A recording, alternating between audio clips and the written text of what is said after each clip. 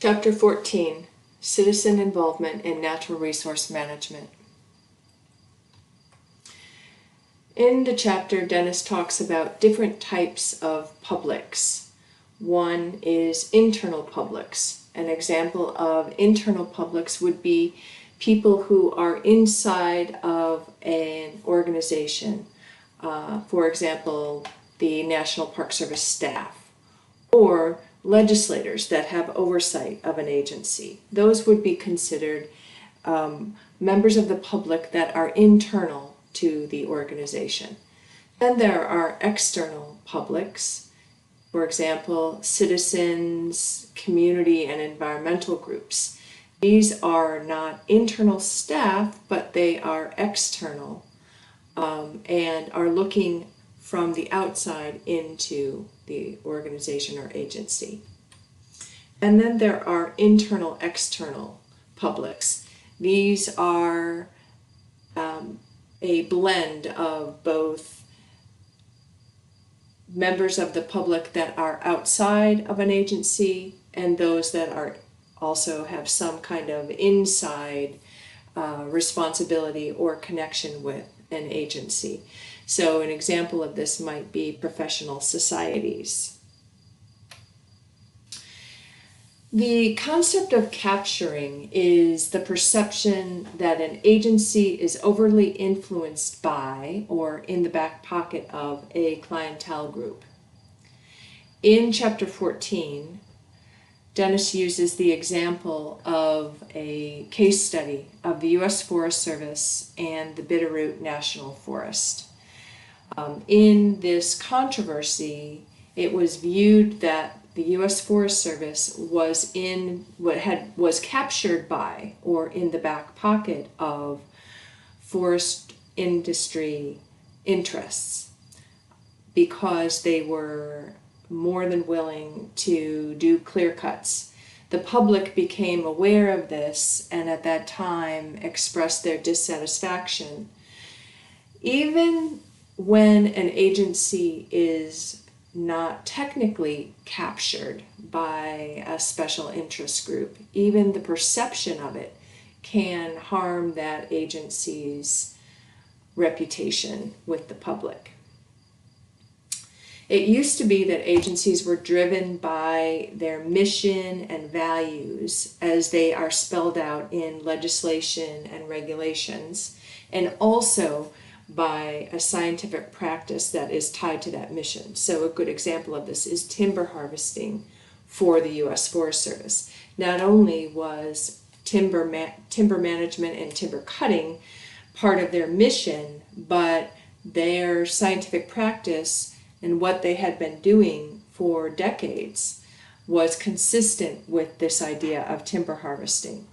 But then in the 1950s, when we had a very strong environmental movement, publics became more aware of these clear cuts in our national forests, and they started to get involved in how agencies manage natural resources, and they made their sentiments known to the agencies. This started a new era of what is called management in a fishbowl, where the publics were watching very closely what these natural resource management agencies were doing. Dennis also talks about the environmental issue attention cycle, and a good example of this, the 5 stages of this, is the BP oil spill in the Gulf of Mexico in April 2010. So in the first stage of this issue attention cycle, he calls it the pre-problem phase, where the general public is not really aware that this has happened. The next stage is alarmed discovery and euphoric enthusiasm. Is when the public became aware that this oil spill had happened, the explosion had killed some people, then there was this strong public outcry and desire to fix the problem. There was a lot of media hype. And then the next stage is the realization of what it would cost to actually get this to stop and to make progress on the issue. It took months for the oil well to get closed to stop the gushing of the oil into the ocean, but then it would take years to do the cleanup. And even still, I'm still seeing articles about the ongoing environmental impacts from this oil spill. So in this stage where the public realizes what it costs, then the attention to this gradually starts to decline, and the public finds other things. They get discouraged, or they get bored, or they find other crises to take their attention, followed by the post-problem phase, where the issue becomes part of a collective memory, and it may rekindle in the future, especially if there are more oil spills, for example. Everybody will remember back to this particular oil spill.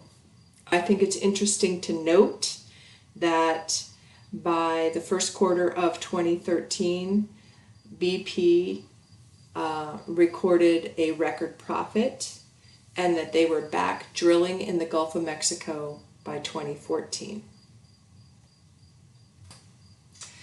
Okay, now we're going to talk about citizen organizations and why they work. Citizen organizations, also known as public interest groups or pressure groups, lobbies, special interests, or environmental groups and organizations, they have a notion of collective goods, this something that motivates people to become involved with them, to join them, to become members. And those collective goods that they share with others in the organization, might be things like clean air or more wilderness, access to climbing sites, or hiking opportunities, biking opportunities, any number of things. And then there are selective incentives that keep members engaged, and these might be things like magazines, discounts, members only bling, that kind of thing, solitary or intangible rewards, like the psychological benefit of feeling like you've made a contribution in some way. These are things that really make citizen organizations work. Then there are a number of different types of organizations. One is land conveyance and management. Land conveyance and management organizations are those that are working to put lands into conservation easements for the future, to protect lands. And some examples of these would be like the Nature Conservancy or Ducks Unlimited, or also the Blue Ridge Conservancy. Another type of organization is the policy influencing organizations. And examples of these are organizations that might have a Washington, D.C. office, or maybe they work at a state level, and so they have an office in the state capitol.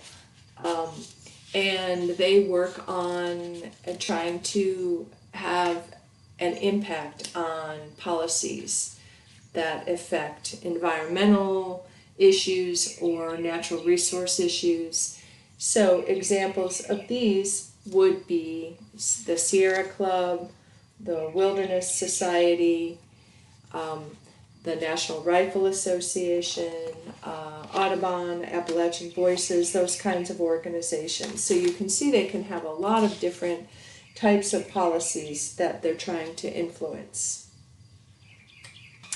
Another type of organization is a litigating organization, and in this type of organization. They're usually staffed with lawyers, and examples of these would be Earth Justice or the Natural Resources Defense Council, also the Southern Environmental Law Center, which we have been hearing about in our class. And then there are activity promotion and coordination organizations.